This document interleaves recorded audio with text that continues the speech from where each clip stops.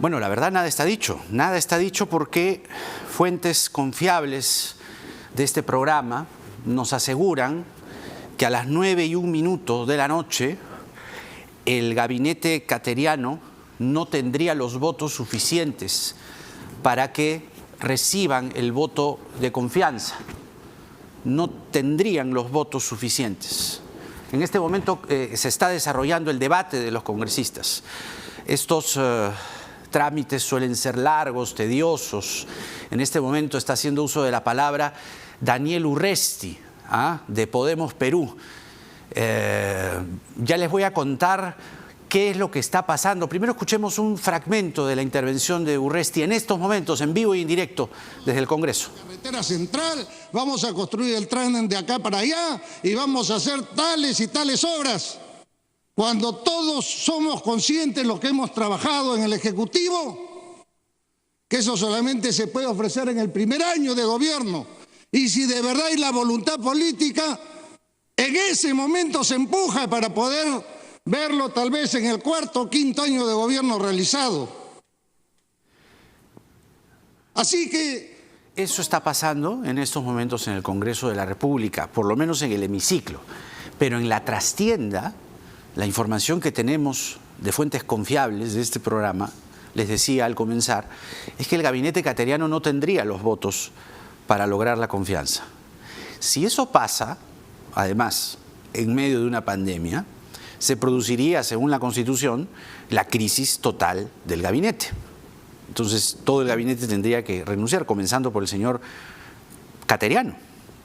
Ahora, lo que nos anticipan estas fuentes, ojo, es que algunos congresistas, algunos no identificados, pero que uno puede percibir de dónde vendrían, es que estarían pidiendo la cabeza del ministro de Educación, Martín Benavides. A cambio, ciertos congresistas, repito, no identificados, a cambio de la confianza. ¿Se dan cuenta? No solo del ministro Benavides, también estarían pidiendo la cabeza de la ministra de Economía, María Antonieta Alba. Así, si es que ambos ministros, sus cabezas son colocadas en bandejas de plata, de acuerdo a este dato, ahí sí podrían alcanzar la confianza. Algo que a todas luces constituiría un chantaje político. ¿No es verdad? Repito, no tienen los votos suficientes y estarían pidiendo la cabeza de 2 ministros para ciertos congresistas darle este voto de confianza al gabinete cateriano y que pueda llevar adelante las cosas que ha anunciado el señor cateriano, que como en algo le damos cierto crédito al señor Urresti, es a lo que se ha venido diciendo durante todo el día, las cosas que se han anunciado no todas se van a poder hacer en menos de 12 meses, ¿no?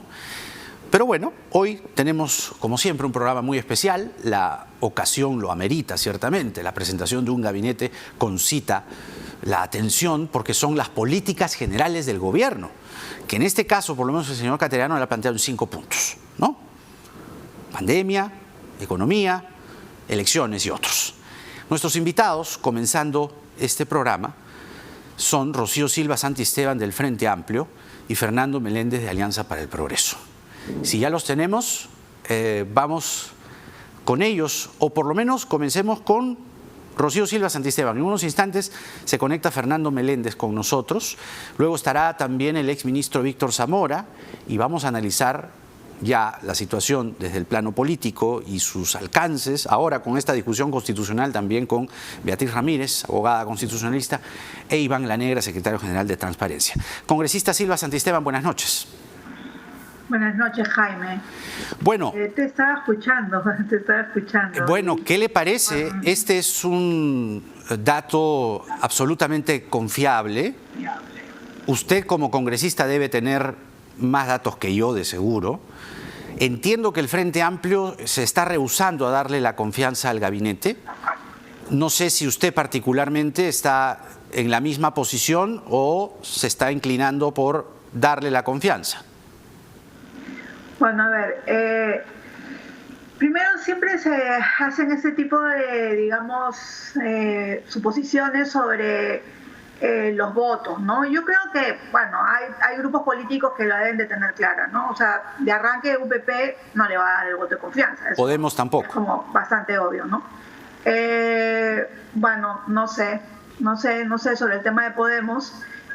Lo que acabas de comentar sobre que habrían algunos congresistas que estarían, digamos, haciendo pues lo que tú dices, una especie de chantaje, me parece terrible. O sea, nosotros en todo caso, el Frente Amplio, mira, nuestra posición podrá ser equivocada o no, pero nosotros tenemos una política transparente, nosotros decimos lo que pensamos. Hemos discutido al respecto, seguramente que tendremos una reunión por chat, por alguna manera, dentro de un rato, escuchando a todos los congresistas que han participado, que yo he estado bastante atenta, y bueno, también bastante atenta al discurso del Premier, y el discurso del Premier, la verdad que a mí particularmente, fíjate, sobre el tema mujer, es bien deficiente, ha sido muy deficiente, o sea, no ha incluido toda la situación de violencia que hemos vivido las mujeres durante la pandemia, sobre todo las violaciones sexuales a una alta cantidad de niñas, muchas de ellas salieron embarazadas, hay 900 mujeres desaparecidas. Tenemos, bueno, también el Premier ha dicho algo que a mí me ha asombrado, ¿no? Ha dicho que se van a abrir 4 centros de emergencia mujer, y resulta que el presidente Vizcarra había prometido 20, y resulta que ahora tenemos solo 4, ¿no? Después no se ha dicho nada sobre el tema de la extrema vulnerabilidad de las mujeres indígenas, menos de las mujeres esterilizadas o de las mujeres lesbianas, no se ha hablado absolutamente nada de la población LGTBI, y la palabra género no aparece ni una sola vez en las 45 páginas de discurso. Ahora, ese es un asunto, digamos, digno de resaltar, pero vayamos a lo que bien podría ser la columna vertebral de este discurso en las 40 y tantas páginas: la pandemia, es decir, la salud contra la economía, la dicotomía que nos ha enfrentado en estos meses. Entiendo que ustedes están en contra, o han mostrado ya una posición contraria a este énfasis, este acento que el Premier cateriano le ha puesto al sector minería.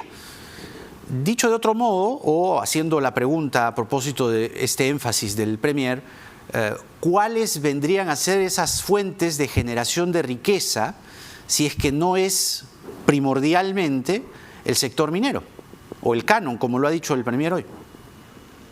Sí, bueno, yo entiendo perfectamente que el tema minero es un tema muy complejo. Y mira, sobre el tema de minería hay diferentes posiciones, ¿no? Por ejemplo, nosotros hemos estado muy cercanos de la posición de, digamos, la población de Espinar, y la población de Espinar no está en contra de Antapacay. La población de Espinar está reclamando nada más lo que es justo, que es lo que se ha planteado en el famoso convenio marco, que es una cantidad de dinero que se les debe de dar a la población. Y bueno, en determinadas circunstancias, ¿no? Para determinados proyectos, además, porque lo que quiere la gente es un bono. Lo que la gente de Espinar quiere es un bono, 1.000 soles, ¿no? Exacto, lo que ha planteado la población por la desesperación en medio de la pandemia es un bono de 1.000 soles. ¿Qué ha dicho la empresa? No le voy a dar un bono, porque nosotros ya tenemos comprometido el tema de una serie de proyectos de desarrollo.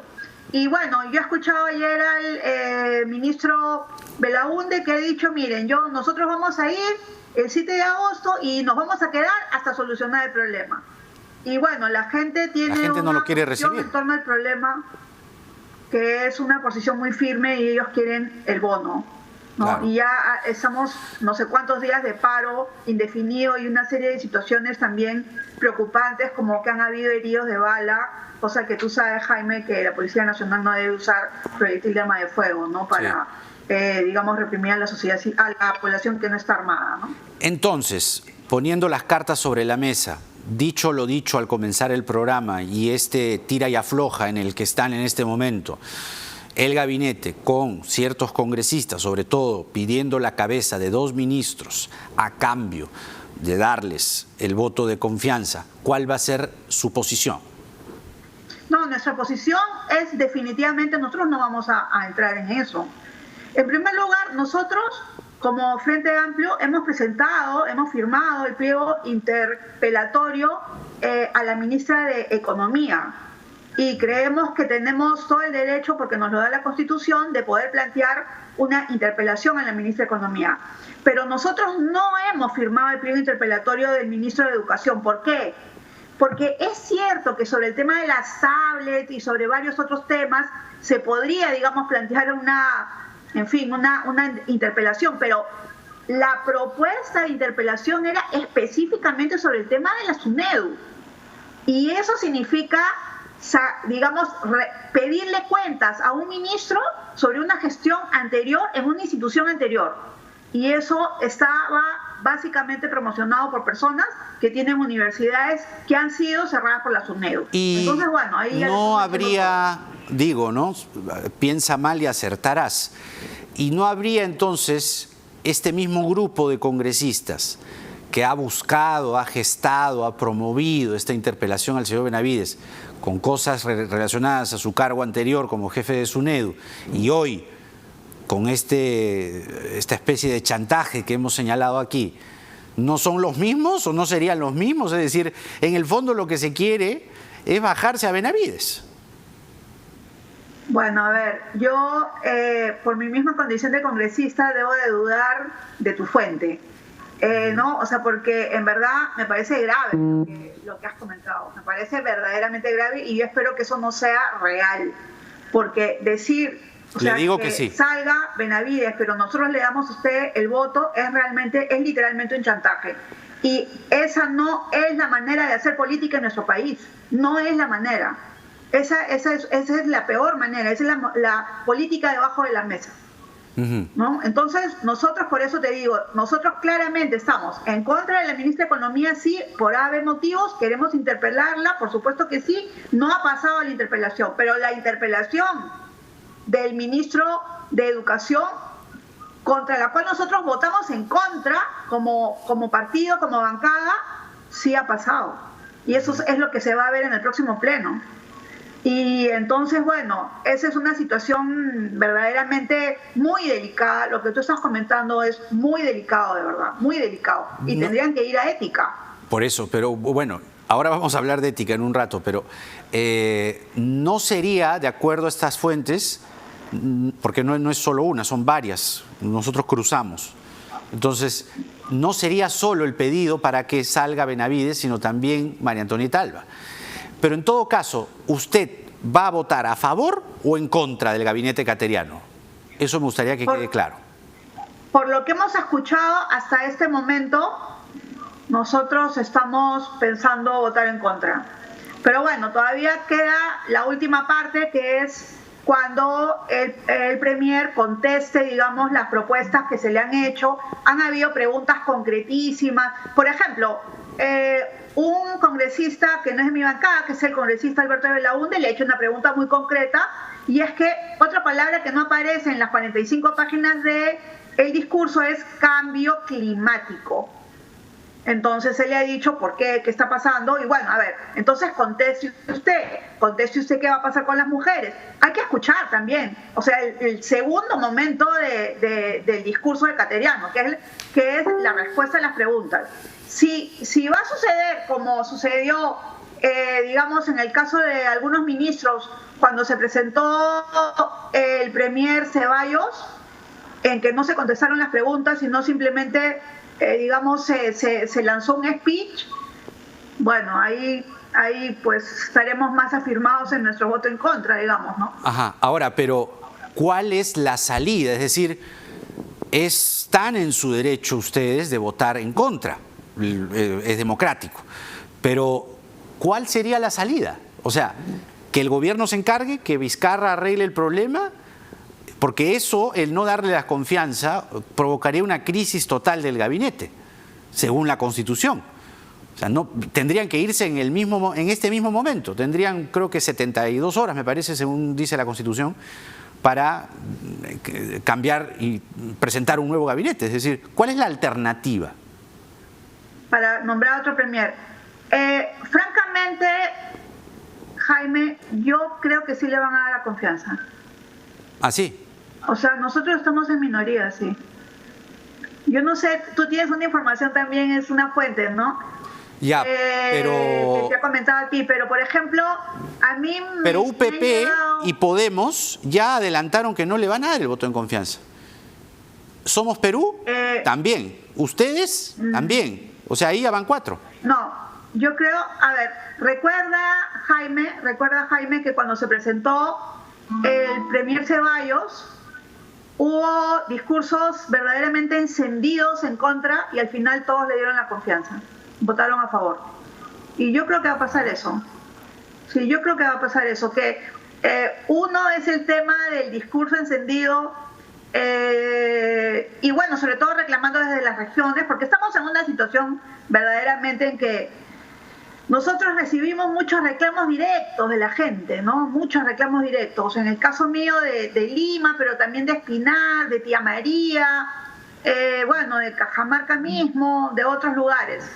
Pero en el caso de mis compañeros, específicamente, bueno, o sea, entiendo que, por ejemplo, Lenin Chejo, que es mi compañero el vocero titular, él, que ha estado en Apurímac, ha recibido pero reclamos múltiples sobre situaciones específicas. Oh, de acuerdo. Es ¿no? una situación, Entonces, digamos, crítica de emergencia a nivel nacional, pero por eso, no darle en estos momentos, pregunto, el voto al gabinete de confianza en una situación así, ¿no es ahondar una situación, un clima de incertidumbre política? ¿No cree usted que en eso hay una responsabilidad en ustedes? Mira, Jaime, en el caso de la confianza anterior, cuando se presentó el gabinete Ceballos, yo fui en mi bancada la única que se abstuvo, no voté en contra, precisamente por lo que tú estás diciendo en estos momentos, ¿no? Precisamente yo decía, no, ¿cómo va a ser que yo voy a votar en contra en una situación de extremos, en una situación de pandemia? ¿Y eso, ¿no?, se repetiría entonces ahora? Es decir, ¿usted reflexionaría o qué? Yo creo, bueno, como te digo, quisiera escuchar hasta el final, pero lo que sí te digo es lo siguiente, o sea, lo que yo he escuchado en este discurso del premier Cateriano es completamente insuficiente de lo que yo me hubiera imaginado. ¿Por qué? Porque nosotros hemos conversado con él, hemos dialogado con él, hemos tenido una reunión. Yo he escuchado varias de sus entrevistas, etcétera. Hemos estado, digamos, bastante atentos a plantearle temas. Yo personalmente le he mandado un oficio sobre la estrategia preventiva comunitaria que a mí me parece fundamental. ¿Qué cosa hay de todo lo que planteamos? Nada. O sea, el tema es, hay que abrir la economía, cuídense todos ustedes, ¿no? El lema, que a mí me parece terrible, el lema primero mi salud, me parece mal, porque debería ser primero nuestra salud. Somos una comunidad, no somos individuos nada más. Entonces, yo creo que ese punto es el punto que a mí me ha parecido muy deficiente. O sea, el tema de la pandemia, incluso cuando sobre el tema de salud, Jaime, sobre el tema de salud, el premier Cateriano se ha referido a infraestructura, se ha referido a medicina, se ha referido a digitalización de recetas, etcétera. O sea, se ha referido al tema económico de la salud, pero no se ha referido al tema de, ¿qué vamos a hacer con los centros de primer nivel? ¿Cómo hacemos trazado de contagios? No hay nada de eso, no hay nada de eso en su discurso. Ni siquiera está el tema importantísimo de las pruebas moleculares rápidas, que también es algo que nosotros habíamos solicitado, ¿no? Entonces, todos esos temas, ¿por qué no están ahí? ¿Por qué no se han dicho? ¿Por qué no se han mencionado? Porque no se está priorizando la vida, porque se está pensando que hay vidas sacrificables, porque algunas personas ya lo han dicho, bueno, que no son del gabinete, por supuesto, ¿no? Pero han dicho, bueno, que mueran los que tengan que morir. Esa manera de pensar es una manera de pensar genocida y yo estoy completamente en contra de eso. Muy bien, ha sido la congresista Rocío Silva Santisteban del Frente Amplio, a quien le agradecemos por esta primera conversación. Y bueno, todavía esto tiene para largo, ¿no?